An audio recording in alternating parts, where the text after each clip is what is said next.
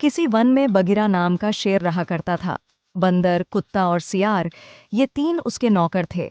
एक दिन उन्होंने एक ऐसे बैल को देखा जो अपने गिरोह से भटक कर उनकी ओर आ गया था। उसको देखकर शेर कहने लगा, अरे वाह, यह तो विचित्र जीव है। जाकर पता तो लगाओ कि यह जंगल का प्राणी है या गांव का प्राणी है। स्वामी, यह बैल नाम का जीव गांव का प्राणी है और आपका भोजन है। आप इसको मारकर खा जाइए।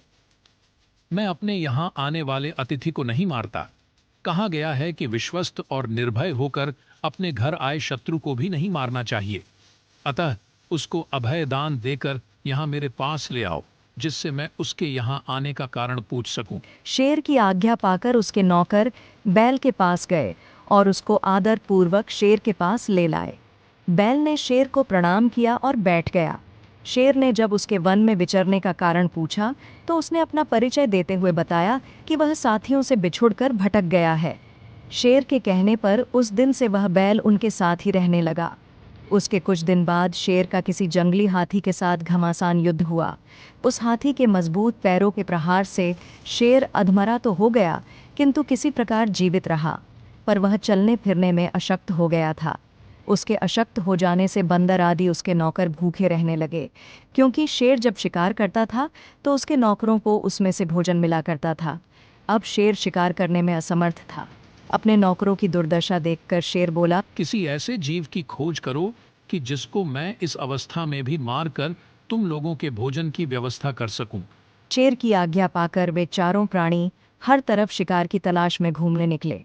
जब कहीं कुछ नहीं मिला तो बंदर और सियार ने परस्पर मिलकर सलाह की।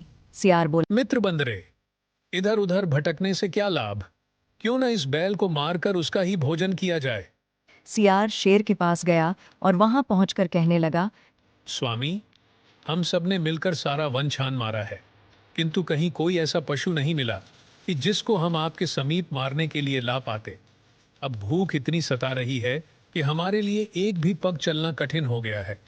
आप बीमार हैं। यदि आपकी आज्ञा हो तो आज बैल के मांस से ही आपके खाने का प्रबंध किया जाए। दिया कि उसने बैल को अपने यहाँ पनाह दी है, इसलिए वह उसे मार नहीं सकता। पर सियार ने शेर को किसी तरह मना ही लिया। राजा की आज्ञा पाते ही सियार ने तत्काल अपने साथियों को बुलाया लाया। उसके साथ बैल भी आया। उन्हें देखकर शेर ने पूछा, तुम लोगों को कुछ मिला? बंदर, सियार, कुत्ते सहित दूसरे जानवरों ने बता दिया कि उन्हें कुछ नहीं मिला। पर अपने राजा की भूख मिटाने के लिए सभी बारी बारी से सिंह के आगे आए और विनती की कि वह उन्हें मारकर खा लें। पर सियार हर किसी में कुछ न कुछ खामी बता देता ताकि सिंह उन्हें न मार सके। अंत में बैल की बारी आई। बेचारे सीधे साधे बैल ने जब यह देखा कि सभी सेवक अपनी जान देने की विनती कर रहे हैं तो वह भी पीछे नहीं रहा। उसने शेर को प्रणाम करके कहा, स्वामी, ये सभी आपके लिए कम हैं। किसी का आकार छोटा है, किसी के तेज नाखून हैं, किसी की देह पर घने बाल हैं। आज तो आप मेरे ही शरीर से अपनी जीविका चलाइए, जिससे कि मुझे दोनों लोकों की प्राप्ति हो सके। बैल का इतना कहना था कि बंदर और सियार उस पर झपट पड़े और देखते ही देखते उसके पेट को चीर कर रख दिया। बस फिर क्या था, भूख से पीड़ित शेर और सियार आदि ने तुरंत ही उसको छटकर डाला।